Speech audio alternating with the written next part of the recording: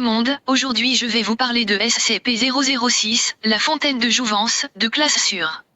Voici à quoi ressemble ce SCP.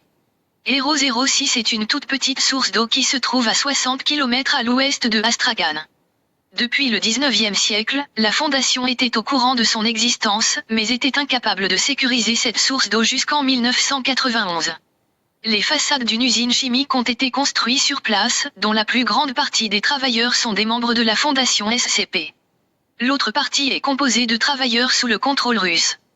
Depuis 1902, le liquide venant de la source est identifié comme chimiquement identique à de l'eau minérale normale.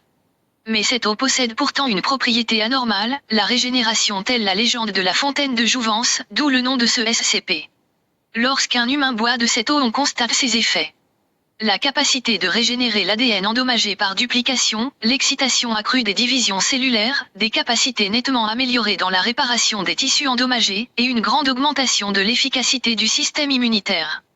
Les tests sur les animaux révèlent que chez eux toutes bactéries et virus hostiles ont immédiatement été détruits. Cependant, la plupart des oiseaux et reptiles ne bénéficient en rien de tout cela, au contraire les primates supérieurs ont les mêmes avantages que les humains. Procédure de confinement. L'anomalie n'a pas le besoin d'être confinée, mais a le besoin d'une importante discrétion pour pouvoir cacher son existence et ses propriétés. En raison des effets de SCP-006, 4 procédures sont donc nécessaires pour éviter que même le personnel soit au courant de la vraie nature de l'objet et veuille interagir avec. Procédure 1. Il est obligatoire pour tout membre de personnel allant avoir un contact physique avec ce SCP de porter une combinaison BNC modifiée de classe 6. Pour être sûr que la combinaison soit portée de façon appropriée, il faut être immergé dans un bassin d'eau, les bulles d'air indiquent une fuite, donc un passage. Si tout est en ordre, alors on doit leur fournir les informations de SCP-006-B et SCP-006-C qui sont de fausses informations. Seuls ceux ayant une accréditation au 5 ont accès aux informations de SCP-006-A. Tout cela est effectué avant d'avoir l'autorisation de réaliser des expériences. Procédure 2. Toute activité avec 006 doivent être faite et surveillée avec une grande vigilance.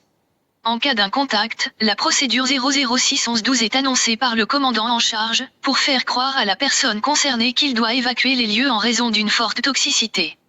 Procédure 3. Tout prélèvement d'eau obtenu de quelle manière que ce soit doit être approuvé par 3O5, si c'est le cas, le liquide sous surveillance d'un garde sera transféré dans un conteneur scellé. Procédure 4. Tous ceux qui ont eu un contact confirmé avec cette eau miraculeuse sont éliminés si les recherches menées montrent qu'ils ont les effets que procure ce SCP. En raison de ses capacités, l'incinération est la neutralisation la plus efficace. Plus d'infos, voir le rapport complet fichier SCP-006 et LIO5. Mince, pas d'accès à ce fichier.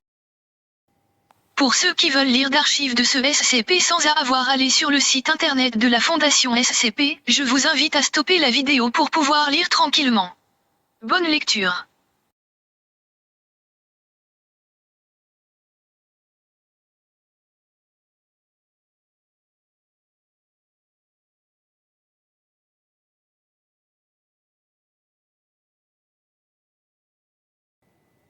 Donc la prochaine fois que vous buvez ou touchez de l'eau, faites attention car vous auriez peut-être la chance d'avoir les pouvoirs régénérateurs de ce SCP, mais si c'est le cas, faites attention car la Fondation vous éliminera comme vous en avez pas le droit.